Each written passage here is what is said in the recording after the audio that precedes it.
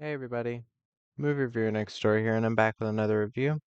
This time I'm continuing the Roadhouse series with Roadhouse 2.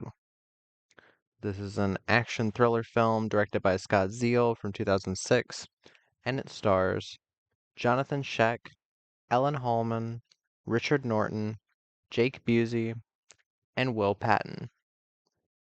In this film, Shane Tanner, the son of a legendary cooler named Dalton, learns that his uncle Nate got beat up by a group of men because he doesn't want to sell his bar, the Black Pelican, to a bunch of drug dealers.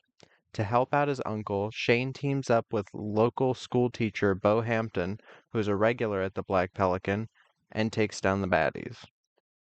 So, what did I think of Roadhouse 2 Last Call? Um, okay, so there's definitely a lot of things I have to talk about, and they kind of involve pertinent characters as to why I. Okay, I don't hate this movie. I don't hate it. I definitely think there's a lot of room for improvement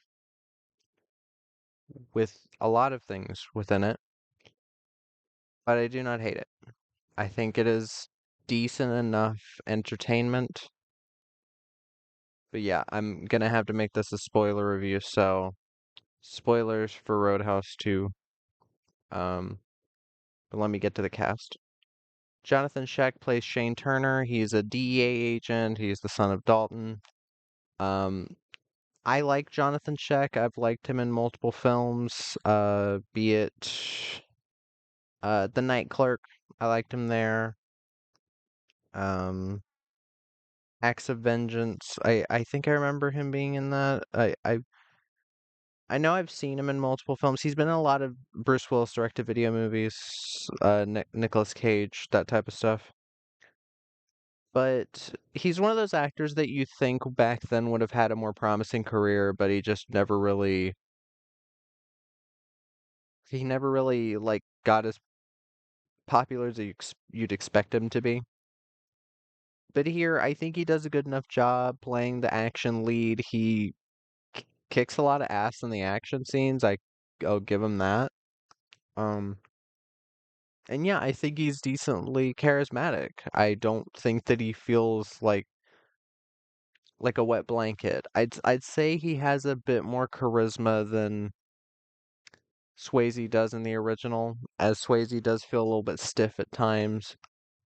He has his moments in the first film, but I do think he ups the charisma in certain ways. Uh, Ellen Holman plays Bo Hampton.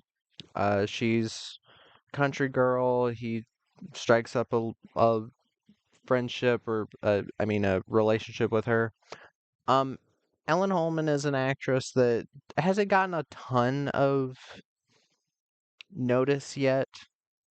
I feel like she might be getting there, but she was in a film called Army of One, which was an action film that I, I'll definitely have to give another watch because it's been a bit since I've seen it. But I remembered her being a pretty fun lead, pretty fun female lead, and I remembered her acting being pretty good. And here, I think both her action scenes and her acting are pretty good. As she's a bit more of a proactive female lead than you usually get for films of this time period. But in this instance, she actually pulls it off. She can pull off being very attractive as she is. She's hot as hell in this.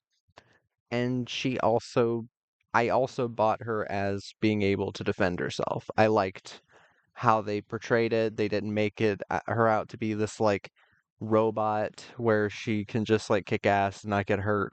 I like that. I like that in a female lead where you don't feel the need to make her invincible. Um, Richard Norton plays Victor Cross. He's this drug lord. It's nice to see Richard Norton in an American film. He even gets a nice like fight with Jonathan Scheck, which awesome. He's a very talented martial artist. He's almost never been in American films, and especially not in martial arts roles, so nice to have him here. Uh, Jake Busey plays Wild Bill. He's basically our main antagonist, even though he's kind of a lackey. but he's the main one doing all of the well, he's our main villain. And he's part of my issues with this film. I don't care for Jake Busey in these types of roles. I think he's a lot better when he's in kind of a goofier role, as when I'm supposed to take him seriously. In a lot of these roles, he is the same.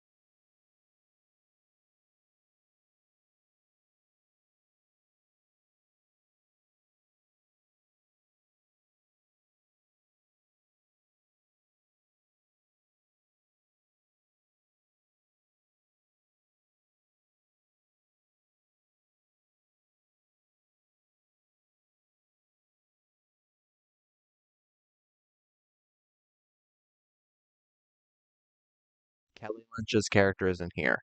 Patrick Swayze isn't here. Um, the owner of the bar from the first one isn't here. And it does kind of feel at times like it's its own movie with Roadhouse slapped onto it. What I mean by that is the bar almost barely is a part of the film.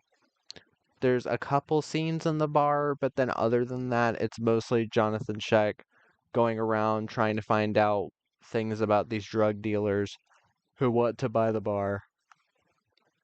And again, it just doesn't feel connected because even the you have a like a decent amount of the first half. It's like, okay, we have a couple scenes in the bar to establish that the bar is a thing, and then the bar gets torn to pieces, and then the last time you see the bar, or the next time you see the bar isn't until the one of the last scenes of the film. And it does it does make this feel less like a Roadhouse movie. But then again, you have the sequel thing, this thing that sequels love to do, where they constantly reference and reference and reference the first film. I thought you'd be bigger. You must be Dalton's son. Um, are you as good as him? Opinions vary. That whole thing, which is kind of annoying. Uh, that does happen a lot in sequels, and it is kind of irritating. Uh, they have these flashback scenes with Jonathan Check's character where it's supposed to be him as a kid getting taught how to fight by Dalton, and they couldn't even find a guy who sounded like Patrick Swayze. Like the guy they picked is like, "Yeah, come on, kid, go and do it." And I'm like, that's not how Patrick Swayze talked in the first at all. And I'm gonna assume that because this was a direct-to-video sequel, because this was before streaming, they were like, oh, whatever. Nobody remembers how Patrick Swayze talks, even though he had been in movies around that same year. I'm pretty sure Powder Blue was the same year. I may be wrong on that. I haven't seen Powder Blue, but I know that some of his last movies were around this time. So, kind of a dumb fucking decision. Uh, and oh yeah, okay. So again, I already said spoilers. One of my biggest things about how they treat the character of Dalton is that they say that Jake Busey's character killed him because Richard Norton's character told him to. Richard Norton's character is kind of a leader to Jake Busey. Jake Busey's kind of a lackey. I'm supposed to buy that Dalton from the first film was beaten by Weasley little bumfuck Jake Busey. I'm supposed to buy that? Nah. I guess in the context of the movie, I have to just go with it, and that's one that does hurt it a bit because like this character is just so fucking annoying. I don't buy him as again, I don't buy him as this like drug lord helper or anything. I just think Jake Busey should stay with comedic roles, which is what he usually is doing. Excuse me. And yeah, it's just annoying that I have to stick with that. Um,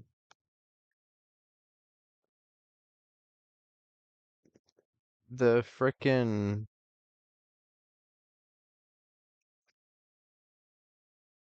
again, with how this film tries to both stick too close to the story of the original and be its own thing, it does feel more like a fan film at some points where it's like or like one of those movies that uses the like wording in the title to make you think it's another movie.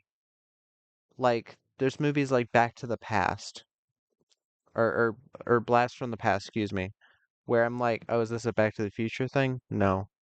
There's a movie called The Way Way Back, which has nothing to do with Back to the Future. There's an actor on the front cover that looks like Marty McFly, and then I'm like, wait, this has nothing to do with Back to the Future. It's just a coming of age movie. And that's what it kind of feels like at times. It feels like it's trying to piggyback off of it at times. But then again, there are good things about this one. I'm not gonna say there isn't. Again, Jonathan Scheck, Ellen Holman, and Will Patton, I think all three kick ass in this film. They have some pretty solid fights. Ellen Holman has a really nice fight with kind of the female henchman at the end, which is pretty fun to watch. Ellen Holman, again, I think is an actress that deserves better roles. She deserves her own uh movie at this point, like bigger budget than Army of One. Army of One, most of the action was like in the woods and stuff, so it's kind of hard for me to be like, uh, that call that's a decently budgeted movie. Um, but the fights. one of the big things I can praise in this film. The fights are very well done. They're kind of kung fu-y, kind of MMA. There's some bits that are a bit more kung fu than MMA, especially the Jake Busey fight, where Jake Busey's got this like chain that he's like hitting across the floor. There are some moves that I did recognize from some like kung fu movies. The one where he like swings the chain at the ground and then Jonathan like pushes himself into the air. I forgot what that's from, but I did recognize it. It was a memorable move. But it's a pretty fun fight and has a pretty fun payoff at the end. Um, the fight between Jonathan Scheck and Richard Norton, again, really cool that Richard Norton gets a fight in this film. I was kind of half expecting them to not do a fight because whatever, they wanted him in the movie for name recognition, whatever. Maybe to sell it to foreign markets since he was bigger in Hong Kong than he was in America. Uh, the cinematography, I think that's a consistent thing with a lot of direct-to-video sequels back in the day is that they had a decent budget so they could spend it on some like decent cameras and they got some nice shots. There's some nice shots of characters like going through the bayou on the rickshaws. I think that's what they're called. There's the like pulling rickshaw and there's like the water rickshaw. There's another term for it, but I can't think of it right now. Um, some of the twists, there were some nice twists involving Ellen Holman's character um uh, and characters that were in the bar that I was like, okay, that was well set up. I could see that happening. There were some where I was like, oh, it would be interesting if they did this as a twist, and they actually did, which okay, I'll give them that. Um, again, the leads, I think Jonathan Scheck, Alan Holman, and Will Patton, even though Will Patton, for plot reasons, isn't in most of the movie, I think they all did pretty fine jobs. Jake Busey's kind of the outlier because I'm not huge on him in these types of roles. But overall, there are a lot of frustrating things in this film. That that out of the way, I still did enjoy my time to an extent. I don't think I'd ever watch this again, but it was still nice to see just for myself if this was like a really bad movie or just like enjoyable. And yeah, I'd say it was enjoyable enough. But that was my review of Roadhouse 2. If you've seen the film, let me know what your thoughts are in the comments down below. If you have any recommendations, put them down there as well. And movie reviewer next door.